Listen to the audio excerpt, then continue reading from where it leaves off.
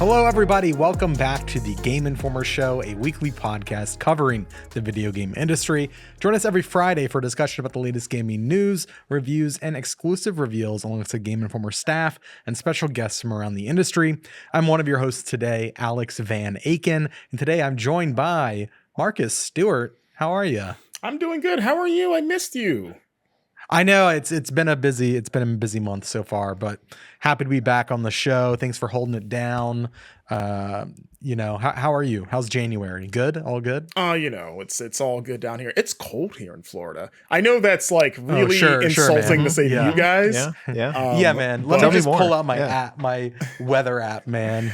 I don't know if you guys know what cold is, but down here in Florida, it's been a chilly 40 degrees. Nice. It's supposed to be minus 23 on Friday here. But Eric, it's been windy, which makes it feel like it's 30 degrees. No, you don't get to pull that. No. Our wind chill on Friday is supposed to be like in the minus 40s or something. Yeah. That's almost so how about as cold. Marcus, you're lucky that we're on a podcast right now that's somewhat family friendly. All right. We're also joined by Eric Van Allen. How you doing, Eric? I thought I previously understood what cold was, and I think I had a frame of reference for what the word cold entailed. And then I went for a little walk to a local taco shop here. To get some food. And I experienced what actual cold feels like when a giant wind gust of minus 30 wind chill comes through and blasts you right in the face. And now I think Elsa is lying when she said the cold never bothered her anywhere. Anyways, I'd like her to move up to Minneapolis and repeat that sentiment. Yeah. I think she's just like cushy in her castle life. She doesn't get it. Well, we got a pretty big show this week. Big news from Ubisoft. We're going to be diving into the cancellation of multiple projects and reductions in staff and strategic changes that have been outlined in a recent call or investors call. We got all those details coming after a break later. And before we get into that, though, we're going to be talking about MEO, which is Memories in Orbit, I believe is what it stands for. Yep. And it's a new Metroidvania, as well as TR49. No, that's not a new calculator. That is a new puzzle game that Eric really, really enjoys. So guys, let's get into it, shall we? I just want to say before we do, head over to GameInformer.com/subscribe and pick up a magazine. It's the best way to support us. If you're looking at store shelves at Barnes & Noble, Books A Million, or international newsstands, you can find our World of Warcraft issue on store shelves. In the US, it's $11.99. And if you are a subscriber, good news, we've just announced our next issue that is coming. It's 007 First Light. That's our cover story. And Eric, you flew out to where did you go? Copenhagen. I went out to Copenhagen. Yeah. It was really just across the water from Malmo. It was really, really nice out there. Lovely place. If you stay tuned to the GI, YouTube, TikTok, Instagram, and stuff like that, we'll be putting up some behind the scenes of our trip out there, what it's like out there on the ground, where the folks at IO make all their games, including the Hitman trilogy and the upcoming 007 First Light. We've got some cool behind the scenes and just general like putting you in the place. That's something we're trying to do a little bit more of with some of our cover story trips is like let you see the sights and sounds and places where people make these games, because I think that does carry a lot of story into how the games are made. So look for that. There'll be some cool stuff there. Yeah, and that issue launches early, or the early digital access goes live next week. So next episode, we'll be diving into, our impressions of the game, what we saw on our cover trip. And then a couple weeks later, those issues will be hitting mailboxes and newsstands at their normal time. Digital is always kind of like an early version, early access. And you get that with a subscription. Go to GameInformer.com/subscribe. We usually have discounts running, and it is cheaper to get a subscription than it is to buy issues from the newsstand every time. So if that is an option for you, if you're in the States, I recommend it. But Yeah, let's get into the show, guys. Marcus, tell me about this new Metroidvania, Mio. Yeah, it's so funny because this game, I almost want to say, hey, do you like Hollow Knight? Because this is what this game reminds me of the most. And I don't mean to Man, be haven't had a Hollow Knight experience in a while. Yeah, it's been a minute. It's and it sounds reductive, but it really is cut from a similar cloth. So Mio Memories in Orbit, it's out now as of this week. It is like a sort of like sci-fi, very very beautifully rendered Metroidvania. It's got a really nice sort of like watercolor art direction that I really like. And you play as this little robot named Mio who wakes up in this mysterious world. And as far as I can gather, I have not finished this game, but you are sort of tasked with exploring this sort of like abandoned, almost kind of like derelict. I don't even know if it's like a space station or if it's a planet. I don't know where you are. It's just a bunch of different biomes. And you're kind of collecting, or you're reactivating, I think, these kind of like these nodes that all make up part of like a seemingly like a larger consciousness. Like they're each sort of like biome contains like sort of these like, we'll call them MacGuffins for the sake of the conversation. Yeah. Like a MacGuffin named after like a body part of like, this area has the eye. This area is the spine. This one's the heart. And you don't know why you're doing this. And this kind of like, you don't know totally why you're doing a lot of things. It's one of those games that's very... Sounds like there's not much exposition then. No, at least not yet. But it is one of those games that's sort of it's a little bit cryptic in its storytelling. Okay. Like you're finding audio logs along the way from seemingly either a civilization that was once around that is no longer present, or some of the other robotic life forms that you'll meet along the way. Like you'll come across these other robots that are either having like their own little problems. You can do a little quest for them, or you're coming across robots that are just dead. Like you'll just see like robots buried under rubble, and they'll have a little word prompt that'll just be like, nah, this guy, he's too far gone. You can't fix him. And you're like, oh, that's kind of sad. But I bring up the Hollow Knight comparison because like that game, it is a very challenging game. Mainly, it does the Hollow Knight thing where you cannot see the map. For a lot of the game in the beginning, you're just sort of like flying blind until you eventually unlock the ability to see the map. And it also has a similar sort of like progression system where you are collecting sort of like abilities, but you can only equip certain abilities at a time, and each one spends a like limited resource that you have. So you're constantly going to your sort of like save station to swap out the abilities you collect based on how much bandwidth you have. So like one of the abilities gives you the power to see the enemy's health bars, or another one allows you to see your own status. So that's an interesting one where like if you don't equip that, you have no idea what your health is, but you might want to equip it just to make, room for something else that you might think is more important. Like I have one that makes your combo attack stronger, and then I got one recently where there's like some that like take away your bandwidth in exchange for an ability. Like I got one, it was like, oh, here's -5 off of my like currently like my cap is 35 like nodes, I guess we'll call them, but some of them can take like 10, or I have like 2 that takes 20, where it's like, I don't know, I would have to pretty much unequip everything to use this one.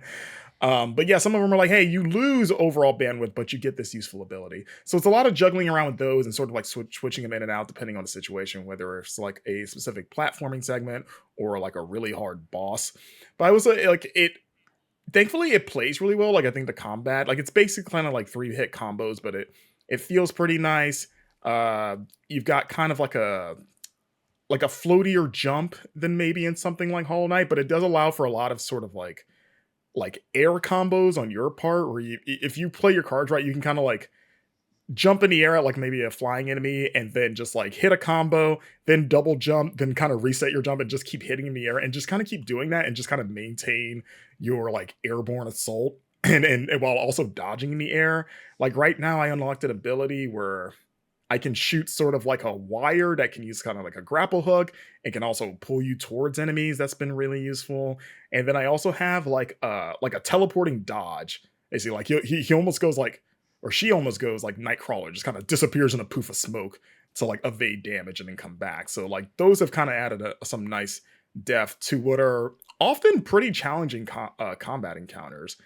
The regular enemies can take you down if you're not on your game, but the boss fights, like Hollow Knight, are really sort of dependent on like reading enemy patterns and like, you know, like trying to find out like what's my window here, like how much damage can I dish in before I need to back off, and a lot of like maneuverability to sort of like try to stay behind enemies or just trying to target their weak points. But don't be surprised if it takes you probably at least in the bosses that I face, at least like 3 to maybe 6 or 7 attempts to get past something. And the runbacks can be pretty lengthy until you unlock shortcuts, as you do in these kind of games. Okay.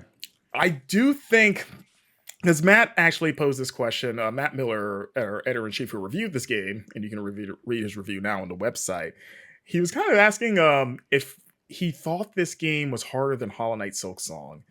And he brought up an interesting point that might put it over the edge, in the sense that in Mio, you can't heal yourself at will. So when you begin the game, you only have 2 health pips, whatever you want to call them. Like essentially you can get hit twice or 3 times before you go down. And there's no like way to heal yourself, unlike in Hollow Knight where you can. The only way to replenish your health is that you have to reach these kind of like designated little checkpoints where you have to spend currency to replenish each pip individually. So 1 pip might cost like 10 of this resource, and then the second will jack it up to 15. And so you kind of have to decide like, oh, do I want to spend money to heal right now, or do I want to save this because I found like a shopkeep that has an upgrade I'm kind of, you know, saving up for? So what's the move here? Especially because I got this like tough platforming gauntlet ahead of me. And that has made the game, I think, at least for me, like as someone that likes Hollow Knight, I think this does make it a little bit more difficult in that sense of like you have 2 hits and you are not replenishing this until you can hopefully find a place where you can, you know, like the save station. And then you got to hope you have enough money, which thankfully it's not super expensive. But when you're dying over and over again, having to replenish, it runs through your wallet pretty quickly. Like I've had times where it's like, I'm stuck on this little platforming segment, and every time I take a hit, I double back to like replenish that hit, and then it's like, oh, I'm out of money. Well, I guess I got to work with what I have. And then if I die, I'm going all the way back to the last checkpoint, which for a long time in this game, the first checkpoint in the game was the only checkpoint I had. Oh, jeez. Yeah. Yeah. It took me a while to find like the next real checkpoint that you can kind of fast travel between. Otherwise, you're just kind of unlocking a bunch of shortcuts that just lead you back to the sort of like the initial checkpoint. This probably all sounds like I think if you will know if you like this game, like if you enjoy kind of like challenging action platformers, well, like a Hollow Knight, or even like because I think the other game this reminds me of a little bit is Ori and the Blind Forest, at least on the platforming side, and Ori and the Will and the Wisp. And so it's like it's not just the combat that's tough, but there's stretches where it's like, okay, now we're gonna have to really master your like double jump and your little grapple hook, because you're going to go through this crazy series of like platforming challenges. And again, with such limited health, where like I can get hit twice and then I'm out. Do you think it comes close to kind of hitting the same highs as something like an Ori? Not quite. I think it's because Ori's platforming I think is better, but also Ori is a lot more of a platforming focused game. Like I look at Ori, especially the sequel, as like that is a platforming first and combat second game, whereas Hollow Knight is kind of the opposite, at least to me. Even though I think Hollow Knight has like some good platforming sequences, I look at that game more as an action game than a platformer. I think Mio is in that camp, like closer to the Hollow Knight side of things. Even though there are some like genuine like, okay, this is a pure platforming challenge here. This is the challenge that's going to teach me to get good with the grapple hook. And also like there's like I got to this area that's kind of like almost this really beautiful kind of like greenhouse area where they have like these flowers that you can hit, and when you hit the flower it replenishes your double jump and your ability to use the grapple hook, because those are on like very quick cooldowns, but enough of a cooldown to where if you don't touch the ground, you will just and you need to use a grapple hook, you just won't, and then you'll just fall into a pit and die. So it kind of like hitting those flowers kind of replenishes that resource in midair. So I was in one little area where it's like, okay, I got to get through this, like, it's like I'm surrounded by this weird foliage that kills you if you touch it, and it's nothing but grapple points and those little bounce flowers that replenish your thing. I need to like just get through this and in midair, hit those flowers, get my grapple back, and keep grappling across while also hitting those flowers and never touching the ground, because if I touch the ground, it's death. It's that is to say, it's all really fun. Like, I'm enjoying the game so far. I couldn't tell you confidently what is happening in the story, but it's more like the lore and some of the, at least the implication of the lore, that I find more interesting than the actual plot. It's just like, oh, this is just like it's got a fun, mysterious vibe. I think some of the robots are kind of funny or like cute.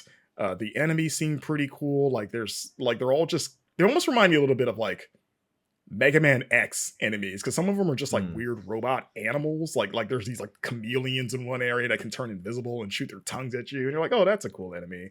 Like stuff like that.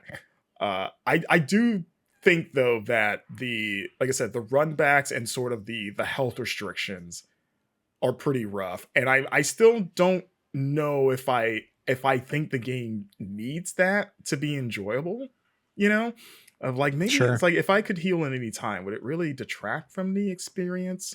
Which is why I recommend, I believe there are some like difficulty assist options in the menu that you can turn on. I haven't really delved into them yet.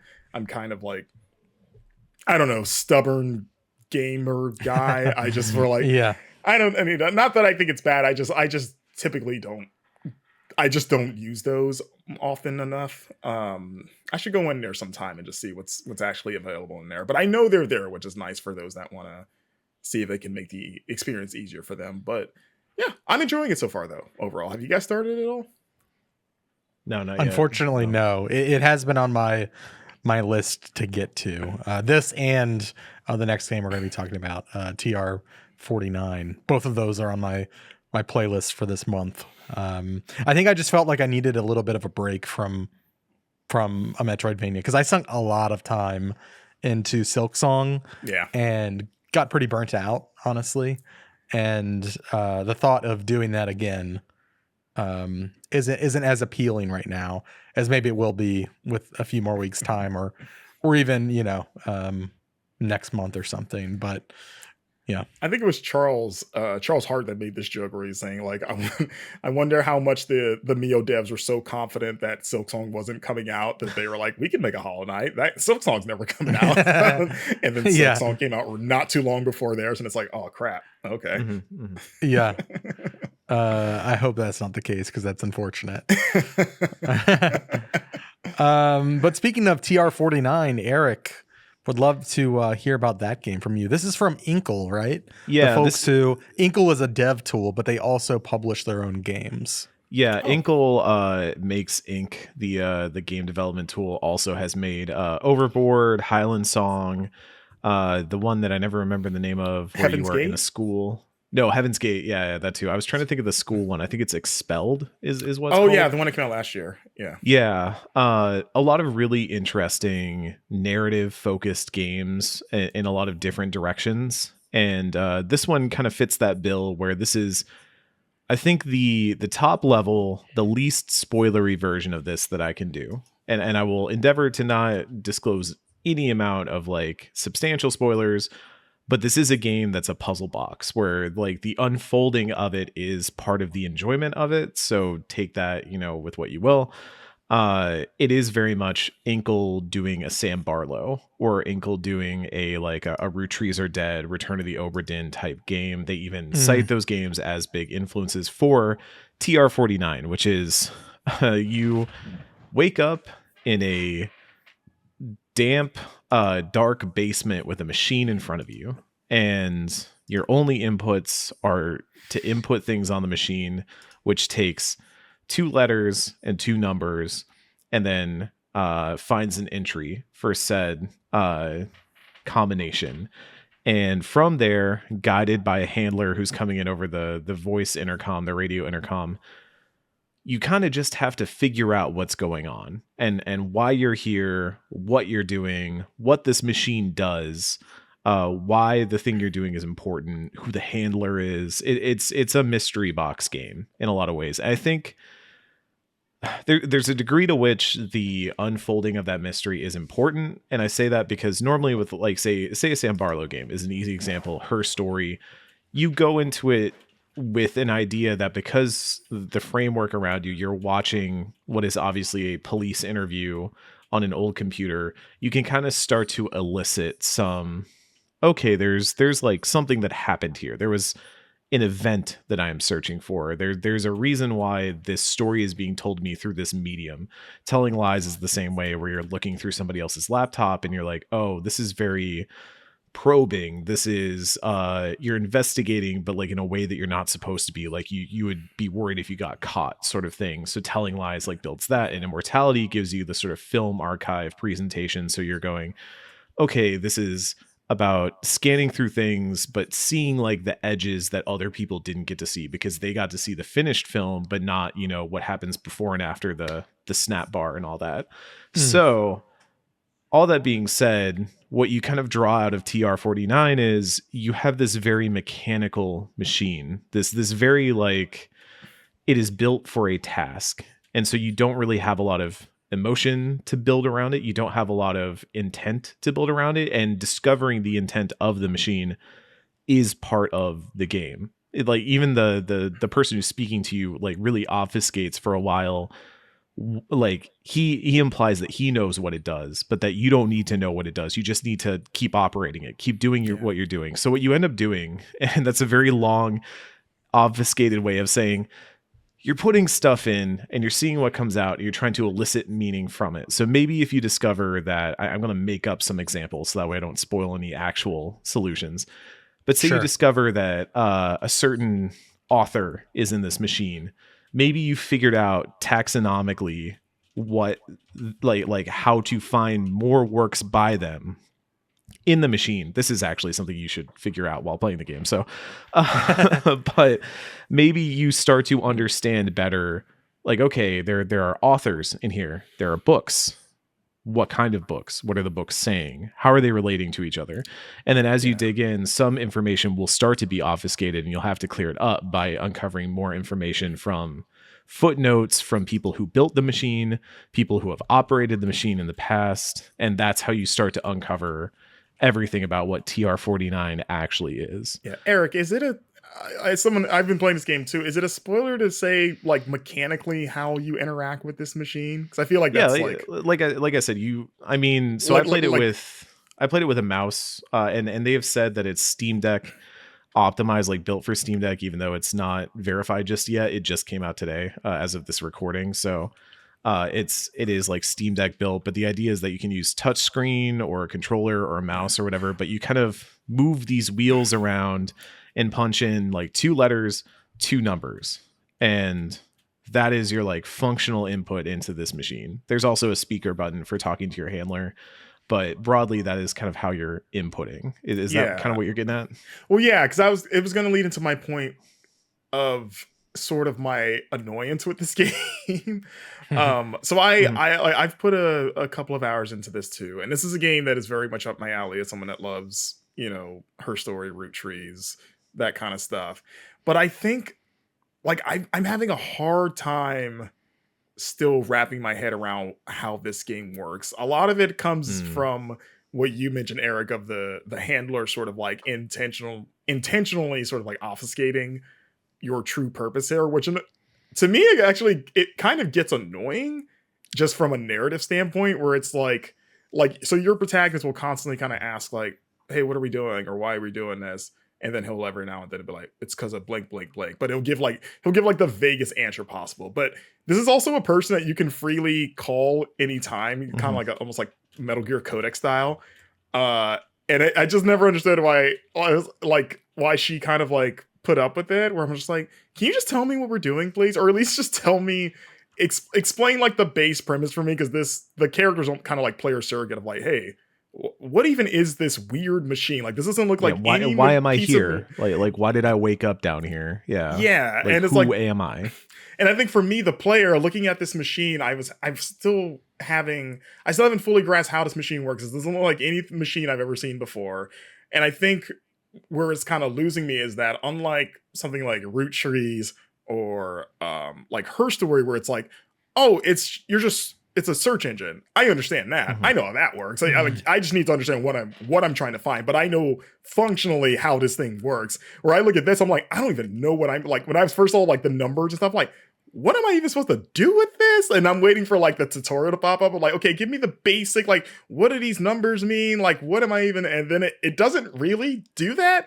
So you do have to kind of really just stumble and wait for kind of like conversations to pop up where they might illuminate like this is what you're supposed to do. But it's also, I don't know if it's dependent on like you have to find enough things before they start saying, hey, here's an important thing you should know about how this works, so that you're not just punching numbers in and letters blindly and just going, I don't know what this is going to do. I guess this is what I'm doing.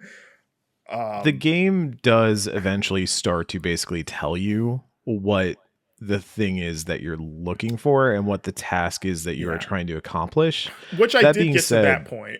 Yeah. That being said, I think the biggest hurdle for this, again, speaking back to what I was saying about the Barlow stuff and what you were just talking about, is that those games told mysteries within familiar implementations, whereas here we are trying to understand how to operate the machine while we are trying to discover what the purpose of the machine is.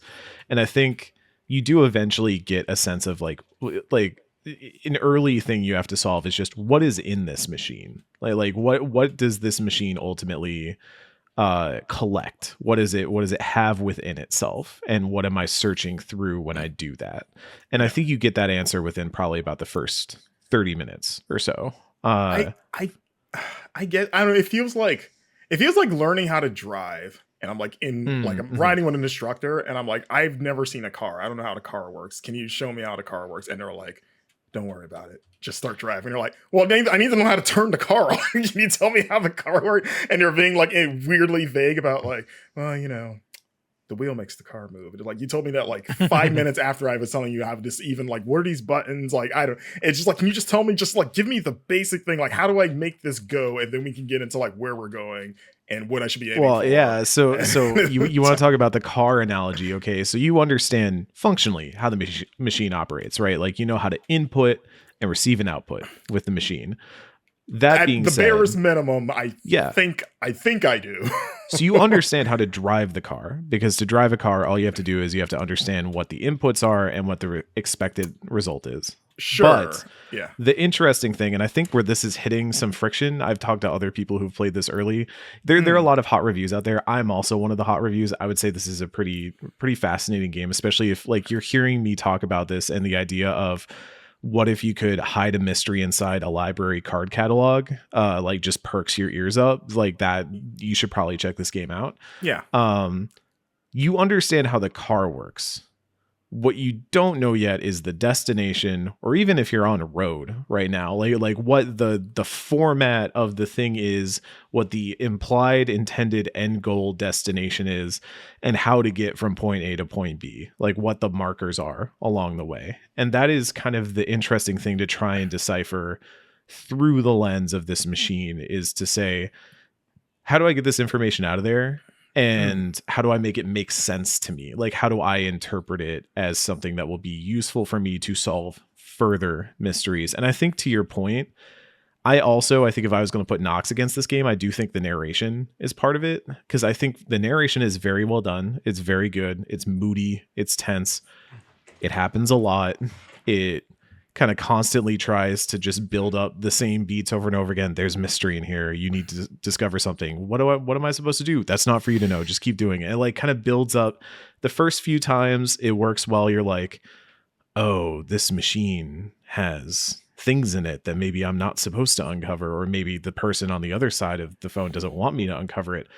But then you have that conversation again and again and again and again. And it's like, it loses impact the further it goes. I know a few times I would be in the middle of like trying to suss something out or figure something out, or I'd have my pen and paper out and I'd be trying to do actual literal math equations to figure some stuff out. And then the intercom would be lighting up like, I'm here to talk to you about why you're doing something important, but I can't tell you what it is. And I'm like, okay, I get it. Let me focus, please. Yeah, they have a bad habit of also it'll be like one conversation that's broken up over multiple calls. Yes, yeah. Which I'm a little annoyed by, where they'll start like a sentence about like, hey, this is where we're gonna go eat for lunch. This is an example. Like, what do you want for lunch? I'm gonna get a hamburger. Do you know a place? And then they'll stop talking, and you're like, oh, I guess that's the end of it. And then they'll be like, call again, and then they'll be like, I know a place called McDonald's or whatever. You're like, why isn't it just one call? Like, why do I have to call you back to continue this line of thought? Like, it should just be one continuous thing. I kind of want to just focus on the thing, but I keep thinking this is like a new information you're going to give me. I also noticed at least one instance, and granted, I might have gotten into some information before I should have, but I got into at least one instance of a character remarking upon a revelation to something that I should have already known by information that I'd already seen. And maybe then there's just a disconnect between player and player character, where player character is assumed to have not inferred that information, but I as the player have. Like, there's always that sort of possible disconnect. But that's why usually in other mystery games, you're usually like disambiguated from being an actual like character in a lot of the stuff, or at least like you don't have a present role in the mystery. If that, I know I'm getting into like a lot of weird, heady philosophical stuff with this, but like when you play her story, I know, right? So when you play her story, which is like, again, the easiest comparison to this game, I think this is the most like one-to-one of similar game style is her story. Yeah. You are a character, and that is important at some point, but you being a character does not mean that you are having voice conversations with other people or having to project character into the space. You being a character ends up just kind of being background for what ultimately ends up happening. Same with the other two games that the Barlow has done, or like Root Trees or Obra Dinn. You have a character, but that character doesn't exactly have to like take the stage at all. And so that's like a weird wrinkle in TR49 that does alter the way some of the mysteries and discoveries play out, where the character being present and having these speaking lines back and forth and having internal character development throughout the course of the game does then shift how those revelations feel like they play out a little bit. And sometimes for the better, and sometimes they do hit those hitches. So yeah, I think I need to, because I was thinking about when or if I'll go back to it. I think if I do go back, I think I have to start over. So I think I got to the point where I would not start over. I promise you don't want to start over, because you're just gonna, because I would essentially say starting over is what you'd be doing no matter what, because you're still going back with largely the same knowledge that you have. And so if you go back in right now, I just feel like I'm so far in, like I've gotten down so many rabbit holes, but I don't know how I got there. So you know what I mean? So I'd say just go back and start revisiting the information that way. Are you but taking notes don't while you restart play, the save. Marcus? No, because I don't know what notes to take. Like, I don't know what matters yet. You know what I mean? I just found things, and I'm like, I don't even, it's like I solved the problem, but I don't know how I did it.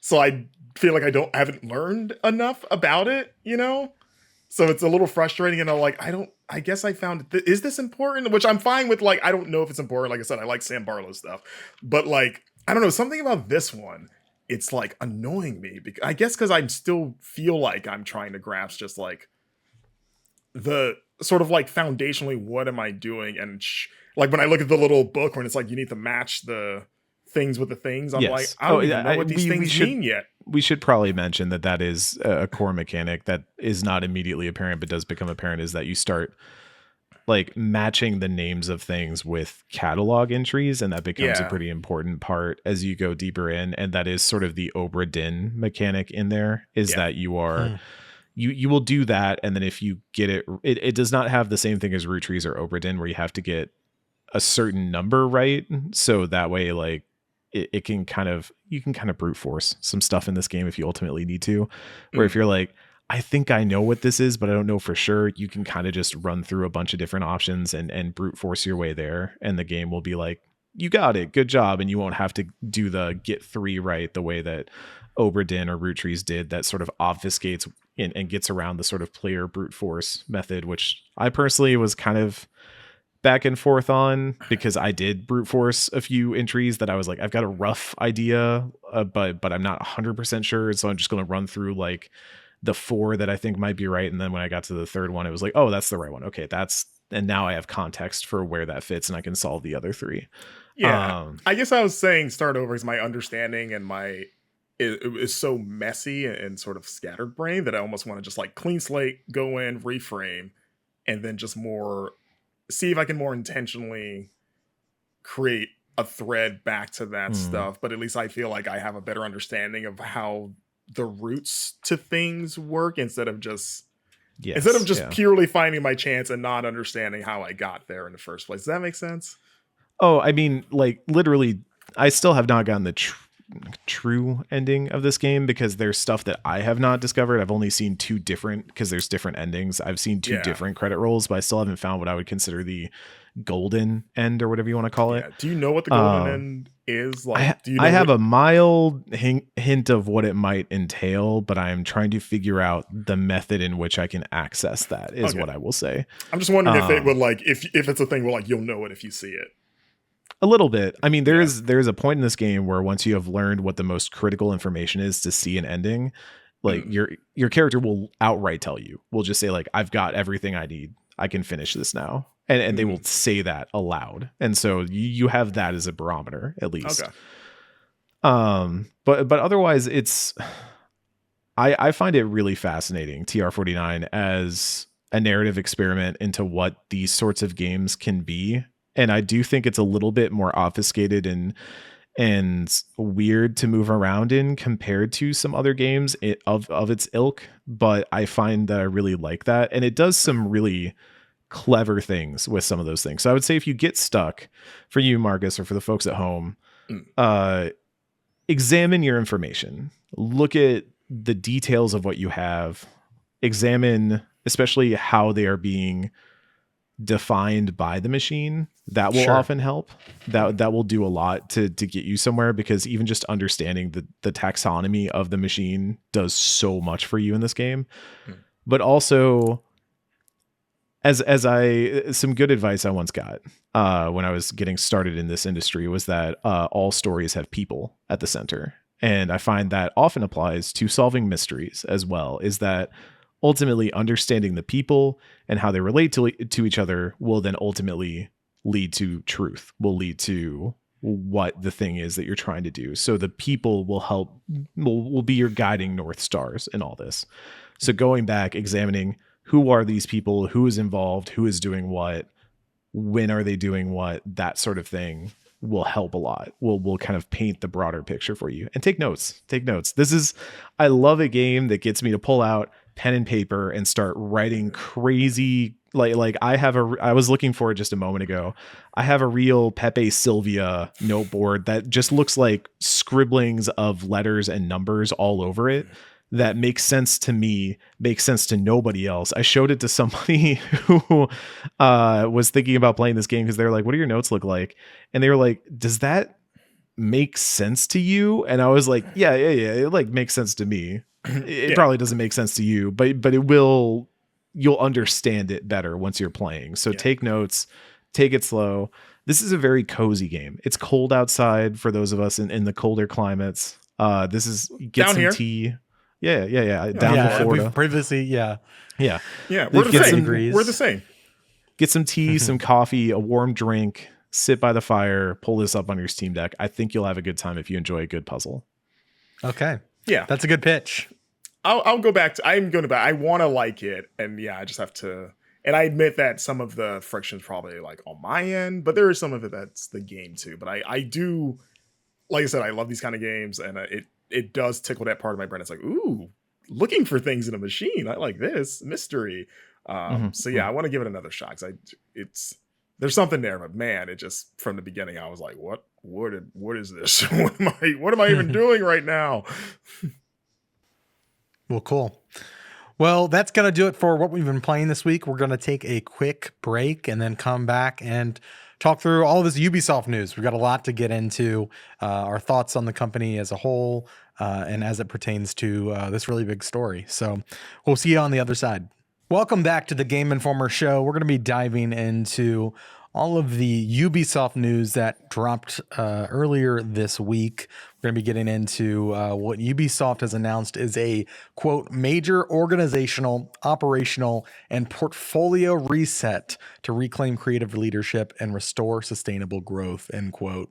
Marcus, you have been, working on this story for us this week, covering the news. I think we're all pretty on top of what's happening. It's a big story. It's kind of the continuation of, a larger effort by Ubisoft to kind of find its footing. There are huge changes here. I guess before we get into the meat and potatoes of it, Eric, what do you think? What do you think about all this stuff that's kind of happening here?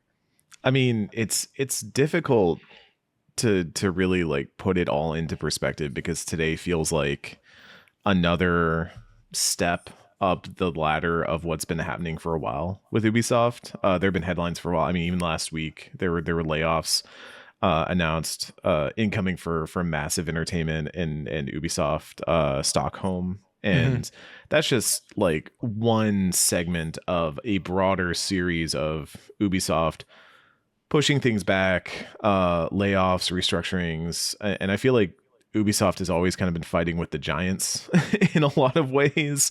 I often think back to the days of the Vivendi possible takeover and things like that. But this really seems pretty dire in a lot of ways, especially for the people on the ground at different studios who, we're all thinking about here today. It's never easy to be in that position, but it's a pretty big shakeup to say that, was it 6 games are being outright canceled, 7 are being delayed.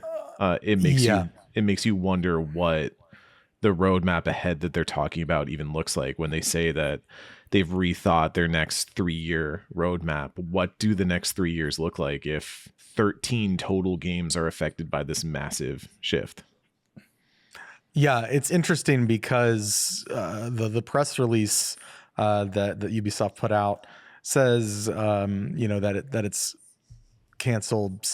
discontinued 6 games that do not meet like their quality standards, and that includes the Prince of Persia, the Sands of Time remake, as well as 4 unannounced titles, including 3 new IPs. And I think the wording's a little funny, and then it says and a mobile title. I'm not sure where we're getting 6. They've only listed 5.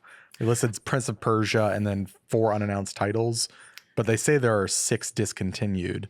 Yeah, I was wondering that too. I almost wondered, like, is that 6th one an announced game that they just didn't name and that doesn't fall in this criteria, or they're just weird math? But yeah, I don't know.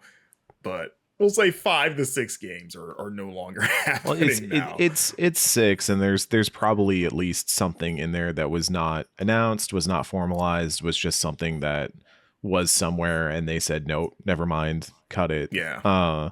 This is not the first time Ubisoft has done that, where they announced that they had been working on something by canceling it. It has happened. But I do want to highlight this from a statement that went out as part of their press release. In 2 paragraphs, they say, against this backdrop, today's announcement introduces a radically new value creation model, a more gamer-centric organization structured around creative genres, relying on integrated business units with faster, decentralized decision-making and a greater ability to quickly adapt to players' expectations. This transformation will be supported by a right-sized and more agile organization, delivering improved structural efficiencies over time. We'll talk about what that means in a second, because this does also mean a large structural change for what Ubisoft looks like. The second paragraph is probably the more important one to note for the folks at home. The new operating model will further empower the execution of the group's strategy centered on open world adventures and GaaS native experiences. That's games as a service, native experiences, supported by targeted investments, deeper specialization, and cutting edge technology, including accelerated investments behind player facing generative AI. So this is Ubisoft saying, this is what our way forward is. We are looking at open world adventure games, open world adventures, whatever that may mean, games as a service, and they are putting some chips down on Gen AI. So that is the statement coming out of this camp.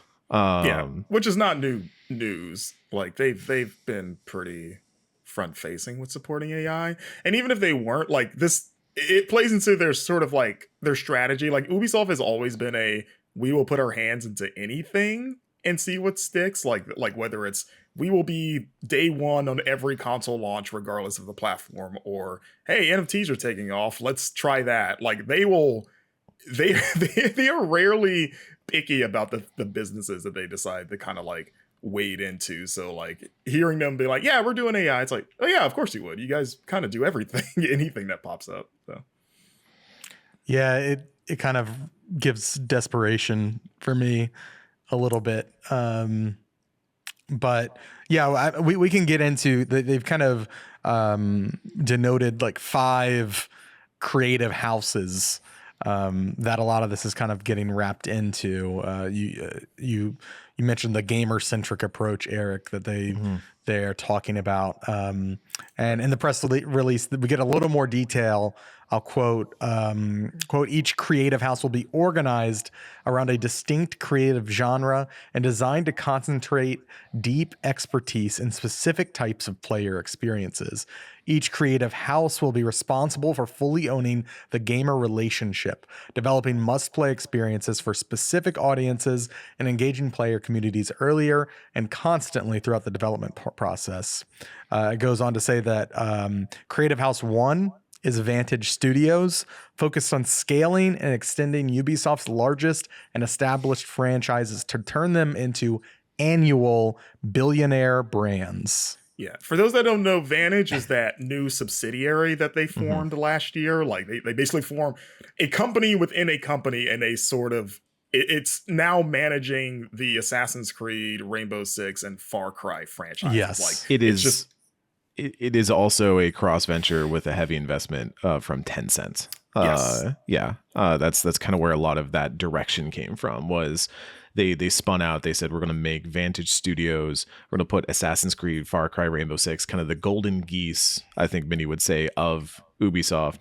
And then also Tencent is going to get heavily invested to it. I'm looking for the exact amount. It looks like 3.8 billion euros from a November 21st, 2025 press release. I want to say it was, you can quote me if you want in the original story, but I think it was like 10% of the company Tencent is invested in. Yeah. I'm sorry. That was the enterprise value of it. The cash investment from Tencent was 1.16 billion. So yeah, that's a lot of money. And I think that is already an interesting thing when you consider the previous statement about the focus on open world adventures and games as service. Those are kind of the banner bearers for those things, right? Assassin's Creed is what you would think of when you think of an open world adventure game, especially from Ubisoft. And then Rainbow Six is obviously probably their most dominant games as a service title at this point with Siege. Yeah, they have a new mobile game coming out next month. Like Rainbow Six Mobile gets a global launch like early February. I think it's the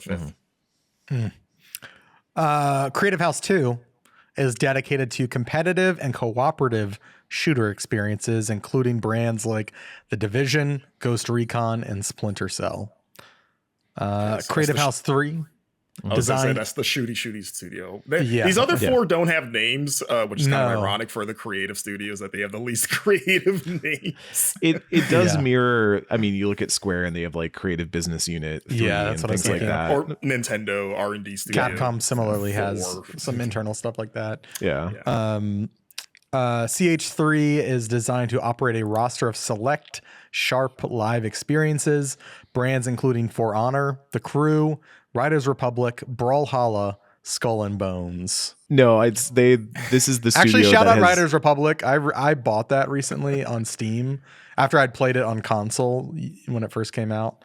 Yeah, and, the downhill biking in that game really solid. Yeah, former Best Dorks winners from that game. Yeah. This is a studio that's had to handle a lot of, I think, scrutiny from the outside. Our own statements included, and that's because Skull and Bones took years to come out. Brawlhalla, by all accounts, Brawlhalla is still running and going. And weirdly enough, I've seen like a weird resurgence in For Honor, like on shorts and TikToks and stuff recently, which is weirding me out. I think like the crowd is coming around on For Honor. But yeah, this is kind of the live service games that aren't Tom Clancy games is how I would define this. Yeah. Not Tom Clancy's presents. Creative House 4 is dedicated to immersive fantasy worlds and narrative-driven universes. Brands including Anno, Might and Magic, Rayman, Prince of Persia, and Beyond Good and Evil.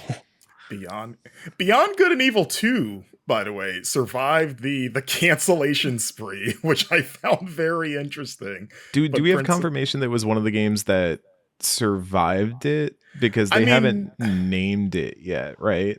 No, it's been known as Beyond Good and Evil 2 officially for years. No. I mean like within, because they have said that the Prince of Persia remake was part of the cancellations, but they haven't said whether Beyond Good and Evil 2 was part of either one of the buckets, right? I assume not, because they said the other ones were unannounced. Okay. So I was like, okay, so Beyond Good and Evil 2 would be exempt. If that's Sorry, y'all. This news is literally like hot off the presses, so we are working with what we're learning right now. Yeah, but I just found that so fascinating. Like, man, Prince did not pass the test, but I guess Beyond Good and Evil 2 is still chugging along somewhere. Yeah, you're right. Yeah, they do say discontinued 6 games. These include Prince of Persia: The Sands of Time remake, as well as 4 unannounced titles. The math doesn't. There is a floating. There is a floating entry in there. They have one floating mana that they have not resolved. Yeah, one mana floating. How many cards in hand, Ubisoft?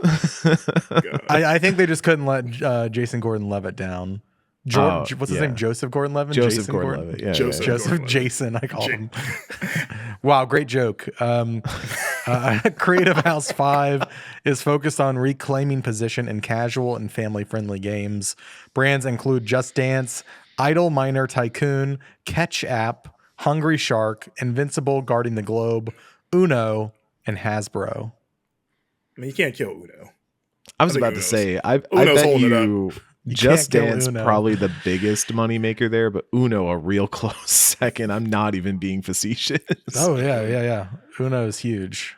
It's huge. It got a bunch of wrestlers through the pandemic, so I think Uno's still really a big anchor. Yeah. The press release goes on to say, quote, in addition, there are 4 new IPs currently in development, including March of Giants. Ubisoft will communicate on their respective creative home at a later stage. Yeah. Each creative house will benefit. Oh, go ahead. Oh, I'm sorry. Real quick.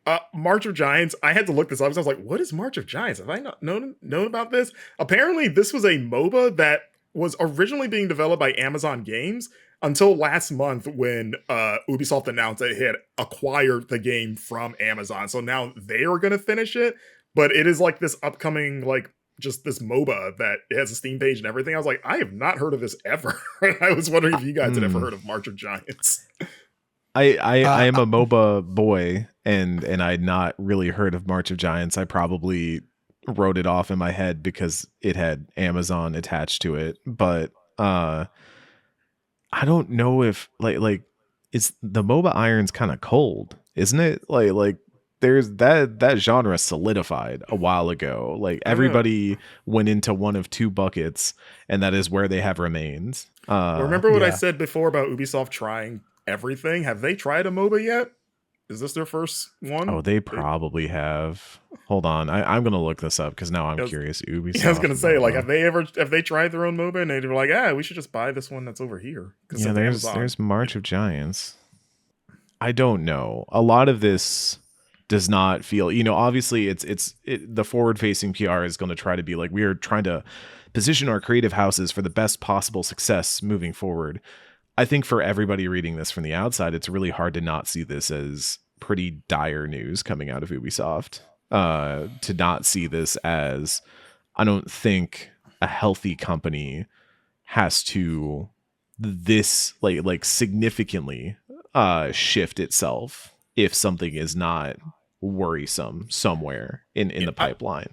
I mean, they've had some high profile kind of like underperforming AAA releases, like Star Wars Outlaws apparently didn't hit the mark. I think Avatar 2, from what I remember, or Avatar Frontiers of Pandora. I think I think Assassin's Creed Shadows did pretty well for them. It felt like that was like the first kind of like I don't know, hit, I guess, in a while for them. But I mean, this is a company that a year and a half ago, there were like very heavy rumors that they were going to go private because of Mm-hmm. just the state of things.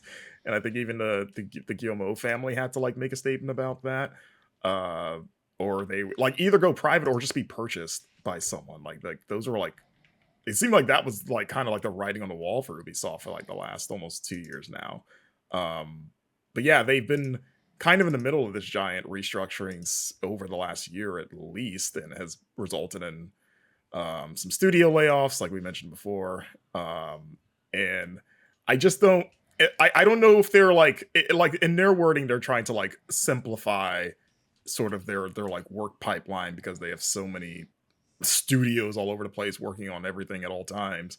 And it just, I don't know, maybe they're trying to like, because of all the kind of like the misses with some of their AAA stuff, at least financially, it seems like they're trying to bet, or like trying to find more sure bets, and kind of like doubling down on like, the franchises that they know will make them money, and then sort of like, like you said, games as a service, and then I guess using AI to try to, save some money here and here, and maybe like streamline the pipeline even more. Yeah, I don't know. They're in a weird place right now. Yeah, it's I mean, they've just, I think Assassin's Creed Shadows was, you know, it was a fine game, I think it that came out last year, last February? Yeah, January? almost a year ago. Yeah. Sold well. Yeah, sold fine. Yeah. I don't know. It's I'm trying to think of other releases that have done well for them recently. Yeah, I'm trying to think. It almost feels like their output hasn't been as frequent as it normally is. Because what else? Like outside of their annual stuff, like Assassin's Creed, and there was a Just Dance last year. What else? I mean, there was Star Wars Outlaws was a big one. Yeah, 2 years and ago. and aforementioned like Frontiers of Pandora. Which they've done big expansions for both of those games in the last year or so. Mm-hmm. Yeah. Do they? They need to put out a new Trials game. They need to publish a new Trials game. Well, that studio was also hit with some layoffs, if I remember correctly. I was gonna say, like, I feel there's enough studios and properties here that maybe what ends up happening doesn't look too dissimilar from when Square Enix was divesting of its Western studios. Sure. When it started, dumping things like, what ultimately led to IO breaking off and going independent, what ultimately led to Crystal Dynamics being split off, and several other companies that went under the umbrella of Embracer. I personally feel like that could be something here, especially because they're identifying certain properties in their list, but not other ones. I feel like Trackmania is still under them, right? Is that under Nadeo now, or? I thought that was still under them. I don't keep up with Trackmania, but I feel I like love that's still under them. Trackmania. Trackmania goes crazy. I would just love to know, like, in terms of like, if you take inventory real quick, do you guys remember what else they have in the pipeline that they've announced? Just to get an idea of what's coming in the next few years, because we know they have There's that Splinter Cell remake. Yeah, Splinter Cell remake. Beyond Good and Evil 2. Somewhere. That's crazy. There, I believe, I don't know. I'm sorry, that's crazy. I'm not sure how public like all of this has been stated. I'm pretty sure they've publicly commented on it, but like I think there's some like Division stuff happening. There's Division 3 that was announced. Yeah. And then there's also the Division Resurgence, which is like a separate thing. I forget the scale of that one. Is it a mobile thing, or it's like it's another Division game that is also out. So I pulled up a list of the currently announced but unreleased Ubisoft games, and the list stands at Heroes of Might and Magic Olden Era. That's supposed to go into early access this year, as well as Might and Magic Fates, which is a mobile version. We have several Assassin's Creed projects. There's the codename Hex and codename Invictus, as well as Assassin's Creed Jade, which that one was a mobile title, I believe. Yeah, obviously, Hex, like you said. Yeah, By the way, Hex. that's the one I'm excited about. That's supposed to be the kind of Yes. like Slavic, kind of like witchcraft one that it's. If they keep up with the annual thing, that's probably going to come out this year, or at least get a full reveal this year, because I think that's the next one on the docket. Yeah. Obviously, like you said, Beyond Good and Evil 2, which has been in the oven since time immemorial. March of Giants, which just recently came under the umbrella. Morbid Metal. I don't know what that one is. No clue. I have no idea what that is. Yeah, zero. I'll do some research here in a second. And the Division 3 and the Splinter Cell remake. So that's still like, you think about what they were talking about earlier, especially with Vantage Studios, their big properties. That's several Tom Clancy games. That's several Assassin's Creed games, right? Nothing really on the docket for Far Cry. I feel like Far Cry's been fairly quiet for a few years now. Like we're due for a Far Cry announcement. Like that feels like that has to happen this year. But also just a lot of focus on a few franchises and then seemingly just kind of tossing one up out of the earth every now and then just to kind of see like, hey, this still doing all right. I mean, they also have other stuff that's been cooking as well. And new Anno came out last year. Those, I know the strategy heads do enjoy a good Anno. Just Dance continues to persist through the eons, through the eras. But then otherwise, a lot of their stuff is here's X Defiant, here's Skull and Bones, which took forever to come out. Here's a couple Prince of Persia games. They had Lost Crown and Rogue Prince of Persia, the latter one being developed by Evil Empire. There's just a lot of stuff hitting the fan and seeing if it sticks to the wall. And maybe this is the illustrative moment of Ubisoft has been trying to figure out what works for it and what doesn't, which is a bummer too, because I remember Lost Crown was really good. A lot of people came out of it really liking that game. Yeah, let's talk about Prince of Persia actually for a bit, since that series has kind of been like the remake is kind of like maybe the biggest news story, like that getting canceled out of this this development. Like as a Prince of Persia fan, it's been like simultaneously exciting and like frustrating because, you know, for the longest time that series was completely dormant, and then boom, they start coming out with like really 3 new game announcements between the Sands of Time remake, Lost Crown, and the Rogue Prince of Persia. You know, we get Lost Crown, phenomenal game, like in my top 10 that year. And then not terribly long after it comes out and gets this wave of praise, they disband the studio that made it and just sort of like disperse them to other projects within Ubisoft. But it effectively mean like, okay, I guess we're not getting a sequel to that game, which is unfortunate. So, okay. And then of course we get the Rogue Prince of Persia, which, like you mentioned, Eric, developed by the Dead Cells team. That game, you know, gets out in early access. Is kind of under the radar for a lot of its early access life, and then came out in 1.0 last year, and even then was still kind of under the radar. I'm really curious how that game has sold overall. I feel like if it did like gangbusters, Ubisoft would have been out there and been like, look at this Prince of Persia game doing really well. I just have no sense of like where that game even stands with Ubisoft. Like if they're happy with it, it just seems like the redheaded stepchild of the Prince of Persia series, which is unfortunate because it's a really fun game. I really liked what I've played of it. And then you get this remake that was announced around the time that Eric and I joined Game Informer, or Alex and I joined Game Informer. Like we're 2 different people, Marcus. Every time. Hey, at least I did it the other way. I do appreciate that. I do. Yeah, Alex. We've worked together almost 6 years, Marcus. We've been working together as long as that Prince of Persia remake has been a thing. Yeah, we've outlasted it somehow. Somehow. God. And we died at one point. We did. We died and came back. And hey, we reversed the sands of time, you know? Yeah. But yeah, like that thing was announced, and for those that know, like the whole trajectory with that remake is fascinating because it was announced in September 2020, and it was originally given to Ubisoft's Indian studios. Like it was like in Mumbai and Pune. I'm not sure how you pronounce the city there, but they were at the time billed as like new studios, and this was like their first big project. And then it's wild to think that the game was originally announced to come out the following year in 2021. And at the time you're like, yeah, that makes sense. You know, it's a remake. They've probably been working on it for a while, and they have a template to work with, so it shouldn't probably shouldn't take that long to put together. And this is at the start of the new generation too.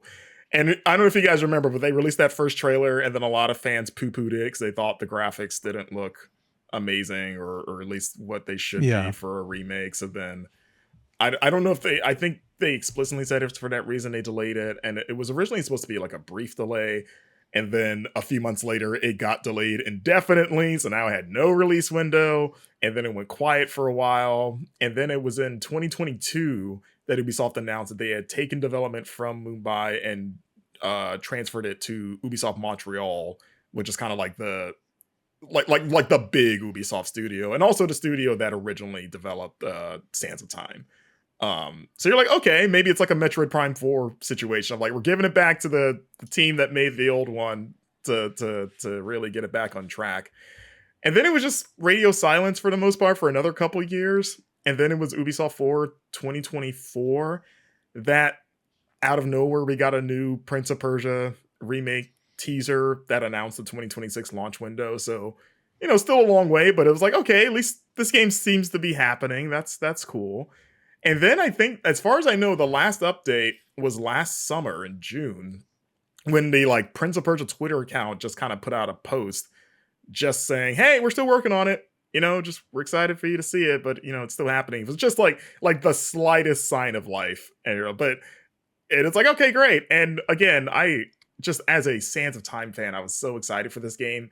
I'm not terribly surprised to hear it's canceled, because it's been on the verge of cancellation, it seems like, forever. So my mind was already kind of in the space of I'll believe this game when I see it. If they canceled it today, it would be disappointing but not surprising. So to see it finally happen, it does sting a little bit more than if it had happened maybe a few years ago, just because that sign of life. It's just I think this seems like it's teetering more towards this might actually come out. Okay. And then it's oh, just kidding. Because it was supposed to come out this year. So it's okay, maybe around Summer Games Fest time we'll get an update. I think I saw, I didn't check into this, but apparently there was some sort of rumor that they were going to announce it or shadow drop it sometime before March of this year. Yeah, there were rumors going around for a bit, but I didn't really see too much substantiating them, besides just what you would typically ascribe to the rumor mill of gaming that is just always humming in the background.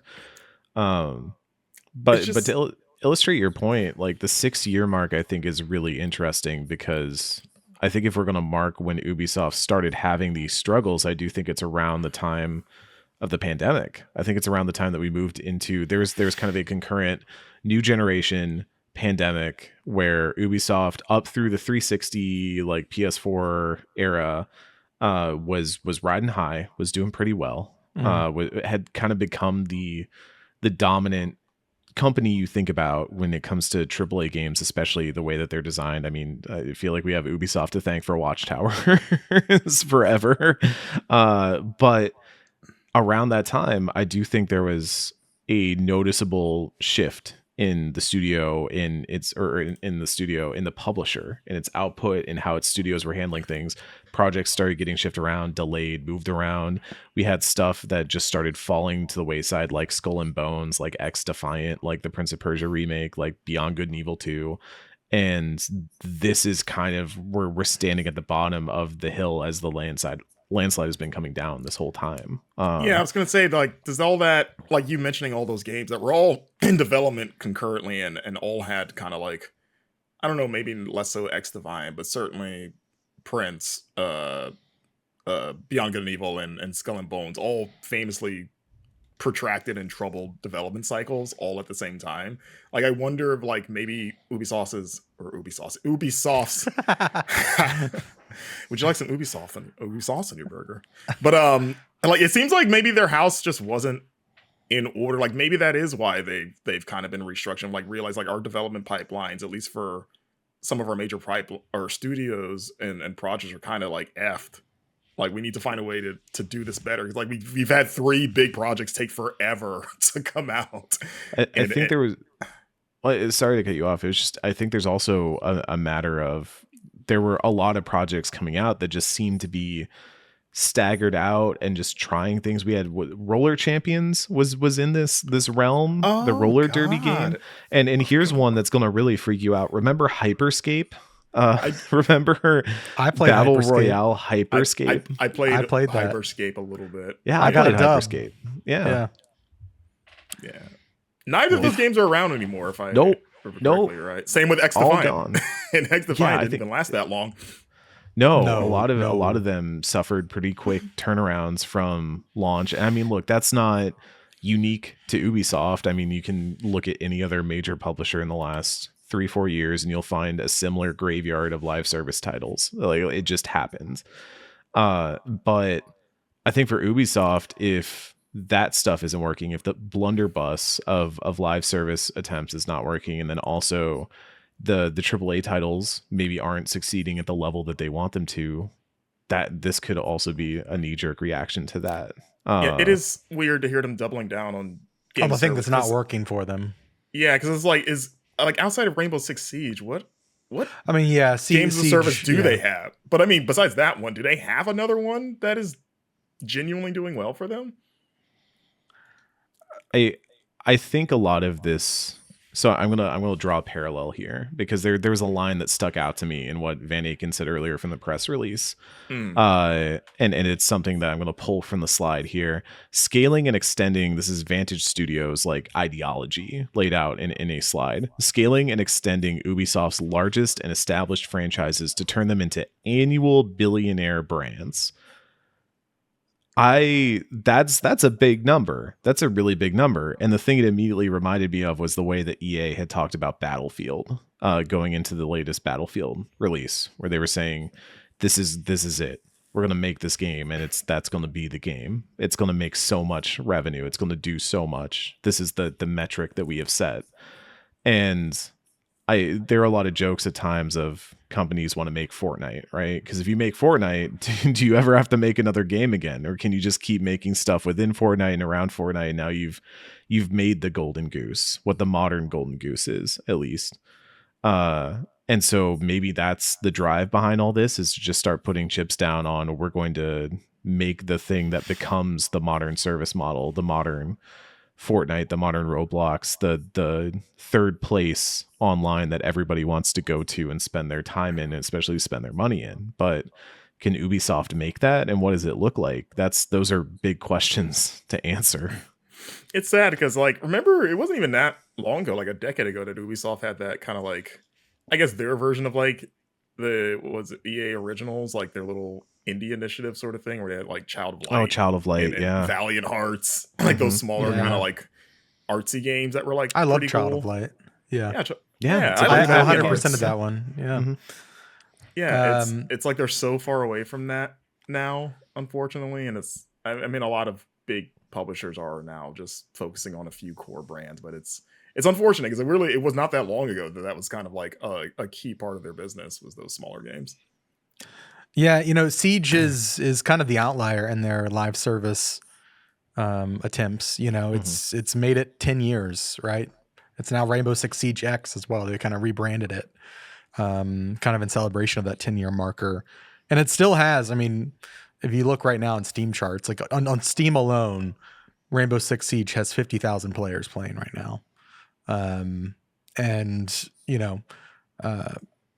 doesn't even factor in consoles, where the game is actually very big on platforms like Xbox in particular. There's a lot of people who play there, as well as PlayStation. And I wonder, like, if they're just kind of trying to replicate that. But if you remember, Rainbow Six Siege had a very rough launch, and was given a lot more charity, I think, from the company than most games get these days to kind of right the ship. And I don't think you get a Rainbow Six Siege in today's climate, because companies instantly just, if it's not hitting the numbers, a month in, it's like, okay, we're sunsetting this. Siege had the benefit of coming out in a time before kind of like everyone, like the primary pillars of live service kind of had established themselves, and everyone had kind of picked this is my live service game. I'm Destiny 2 for life. You can't pull me from this. I'm Fortnite for life. You can't pull me from this. Like, it was still a little bit of the Wild West back then. I mean, Fortnite hadn't even come out yet. Nor did PUBG. So it's like it got it at a good time. Like you said, if that happened today, that thing would have been dead in like a year, if even. It was also like for all the faults at launch, I remember playing Siege when it first came out and thinking they've got the bones of something good here. And that's coming from somebody who, like, my background is I love Rainbow Six Vegas and Vegas 2. Those are classics to me. And God, would I love to see those brought back in some way. God, those games are excellent. But like Rainbow Six Siege had the foundation there, and there was a team that has clearly over the years believed in what they're doing, believed in the world that they've set up, believed in their game type, their way of looking at what Rainbow Six competitive looks like, and it's panned out, and it's even survived its own spin-offs. I mean, Rainbow Six Quarantine kind of came and went pretty fast. Oh man, I forgot about that. Yeah. No, this is now a podcast segment titled "Let's Remember Some Ubisoft Games." Yeah, I mean, remember Rainbow Six Patriots was on the cover of Game Informer. Yeah, I remember reading that, and I mean that eventually I think kind of got morphed into what Siege is, but yeah, I mean, it's rough, and it's really difficult. And I think we should reiterate again: this is going to have tangible effects not just on the video games that you at home get to play, but on the people who make those video games. I think everybody at an Ubisoft studio right now is definitely looking at this news and being a little bit concerned with good reason. And so, you know, like our thoughts are with them because they make this stuff. They make the stuff that 100%. We get to enjoy and talk about and look at. And it sucks to see a lot of people and a lot of talent put into this position where their future gets murkier now. And like, I don't know, for me personally, I actually really like the Ubisoft era of like Xbox 360 up through the PS4. It's weird. Someone once asked me, "Are you an Assassin's Creed fan?" And I was like, I'm not sure, but I sure have played just about all of them. And I'm still deciding. Yeah, which I think is the most natural answer to that question. But I like Assassin's Creed 2 on any given day could be one of my favorite third-person action games of all time. And I love games like Black Flag. I was definitely intrigued by the rumors that were going around of a potential Black Flag rekindling of some kind. Yeah, and allegedly that is one of the games that is rumored to have been part of the delay, the internal delay in this story. But that game has still not been officially announced or confirmed. Yeah, but I really love those series. I love Far Cry like 1 through 3, pretty much. A lot of the early Far Cries, Rainbow Six, we already talked about. Like these, they make games. Even the Division, a game that I think was very ahead of its time in a lot of ways. Like really laid the groundwork for what Tarkov and other games would become with its Dark Zone. So like, I think there's a lot of talent and a lot of potential here, and I don't know what the road forward looks like now with this massive restructuring and commitment to principles that might not be conducive to the sorts of exciting Ubisoft things that we normally enjoy seeing from them. So yeah. I'm excited for the live service Rayman game we're going to get. Oh, God. Listen, you want to fix Ubisoft? Bring back Rayman, bring back Trials, and give us a damn new Ghost Recon game. Get the Mario and Rabbids team cooking again. Those games were so Ghost good. Recon X Rabbids. I'm telling you. Did that team get split up too? Am I That's thinking a good of something question. else? That's a good question. Yeah, I don't know. I feel like I don't know. Maybe I might be confusing a different report, but yeah, I don't know. Yeah, like weird little things like that. Like, I give me more of that, Ubisoft. And maybe we'll get another. Again, as a Prince of Persia fan, now that this remake's gone, I'm like, man, when are we going to get another Prince game? Because we're not getting a Lost Crown sequel, it looks like. So I have no idea what the future of at least of that franchise is right now. I would not be surprised if that is put on ice.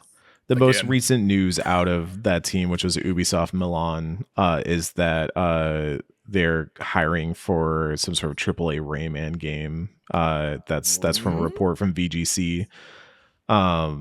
It looks like they are kind of collaborating with Montpellier on the future of Rayman.